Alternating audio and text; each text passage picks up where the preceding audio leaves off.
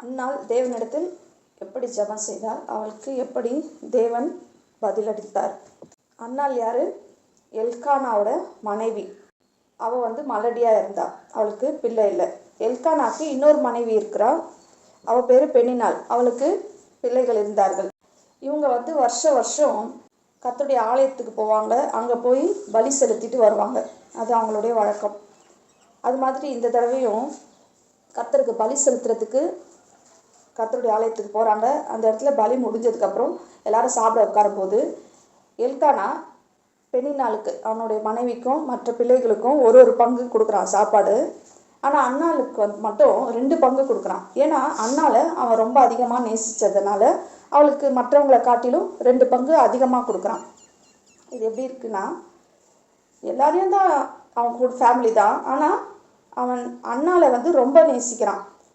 யோசேப்பு கூட பாருங்கள், எகிப்தில் அவங்க சகோதரர்களுக்கு பந்தி பரிமாறும்போது எல்லா சகோதரர்களுக்கும் 1 பங்கு வைக்கும்போது அவனுடைய தம்பி பென்யமீனை அவன் ரொம்ப நேசித்ததுனால அவனுக்கு 5 மடங்கு அதிகமாக எல்லாத்துலேயும் வச்சான் சாப்பிட. அதுபோல் எல்கானா அன்னாளை மிகவும் நேசித்தபடினால அவளுக்கு மற்றவர்களை காட்டிலும் 2 பங்கு அதிகமாக கொடுக்குறான்.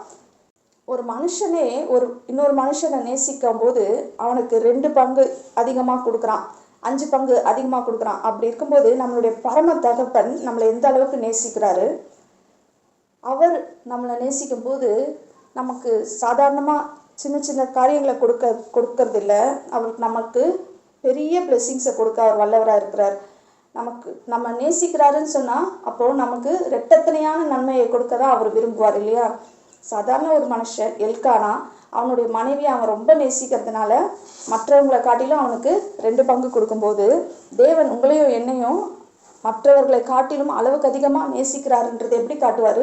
உங்களை மற்றவர்களை காட்டிலும் இரட்டத்தனையாய் ஆசீர்வதித்து அவங்களுக்கு முன்பதாக உங்களை உயர்த்தி வைத்து தான் அவருடைய அன்பை வெளிப்படுத்துவார். இப்போது அன்னால அதிகமாக நேசித்ததுனால அவளுக்கு 1 பங்கு அதிகமாக கொடுக்குறான். இதை பார்க்கும்போது பெனினாளுக்கு என்ன ஆகுது? 2வது மனைவிக்கு ரொம்பவே கோபம் வருது, எரிச்சல் ஆகுது. தேவன் நமக்கு செய்யும் போதும் இப்படி தான் நம்முடைய சத்துருக்கு எப்படி இருக்கும்? எரிச்சலாக இருக்கும். நம்ம ஆசீர்வாதமாக வாழ்ந்தோன்னா நம்மளுடைய சத்துருக்கு அது பிடிக்காது. அவனுக்கு எப்படி இருக்கும்? எரிச்சலாக இருக்கும், கோபமாக வரும். எப்படியாவது இந்த ஆசீர்வாதத்தை கெடுத்து போடணும்னு நினைப்பான். அப்படி தான் இந்த பெனினாலும் ரொம்ப அதிகமாக கோவப்பட்டு அன்னாளை திட்டுறா. என்ன சொல்லி திட்டுறா? அவளோட குறைவை சொல்லி திட்டுறா. அவள் மலடியாக இருக்கிறதபடினால அவள் மனசு நோகிறபடி திட்டுறா, அவள் மன முறிவு ஏற்படும்படி திட்டுறா. ஏன்னா பெனினாளால் வேற எதுவுமே பண்ண முடியாது, அவளோட குறைய சொல்லி மட்டும் தான் திட்ட முடியும். அன்னாள் கிட்ட வேற எந்த குறையும் இல்லை. அவளோட குறை என்னதான்? குழந்தை பெற்றுக்க முடியல, அதை தான் ஒரு குறை. அந்த குறைய சொல்லி அவன் என்ன பண்ணுறா? அன்னாளை கேவலப்படுத்தி அசிங்கப்படுத்தி மன நோகிற மாதிரி பேசுகிறா. இதனால் அன்னாள் மிகவும் மன சோர்வு அடைந்து போகிறாள். இப்படி தான் பிசாசானவன் நம்ம நல்லா வாழ்ந்தோன்னா அவனுக்கு பிடிக்காது. அவன் என்ன செய்வான்? நம்மக்கிட்ட ஏதாவது ஒரு குறையை கண்டுபிடிச்சி அந்த குறையை சொல்லி அதை பற்றி சொல்லி நம்மளை குற்ற உணர்வுக்கு உள்ளாக்குவான். நீ அன்னைக்கு இப்படி பண்ணியே அப்படி பண்ணியே அப்படின்னு சொல்லி நம்மளுடைய குற்றத்தை சொல்லி நம்ம என்ன பண்ணுவான்? நம்மளுடைய சந்தோஷத்தை குலைத்து போடுவான். ஆனால் எல்கானாவுக்கு அவளுடைய குறை தெரியல. எல்கானா அவனுடைய அண்ணாளுடைய குறைய பெருசாக எடுத்துக்கல. அதனால் அவன் என்ன சொல்கிறான்? ஏன் நீ அழுகுற? நீ அழுவாத, நீ எதுக்கு மனசு உடஞ்சி போய் சாப்பிடாம உட்காந்துட்டு இருக்க, சாப்பிடு அப்படின்னு சொல்லி அவளுக்கு ஆறுதல் வார்த்தையை சொல்கிறான். அதுக்கப்புறம் என்ன சொல்கிறான்? 10 பிள்ளைகளை பார்க்கிலும் நான் உனக்கு அதிகம் அல்லவா.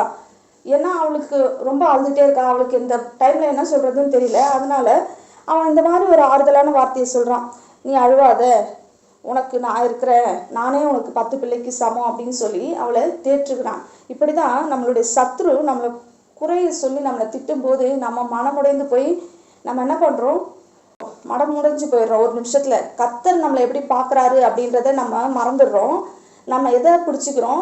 சத்ரு நம்ம குறித்து ஒரு பொய் சொல்கிறான்ல, நம்மக்கிட்ட இருக்கிறது குறை இருக்குது தான், இல்லைன்னு சொல்லலை. அதை சொல்லி நம்மளை அதை பெருசாக சிந்திக்க வைக்கிறான் இல்லையா.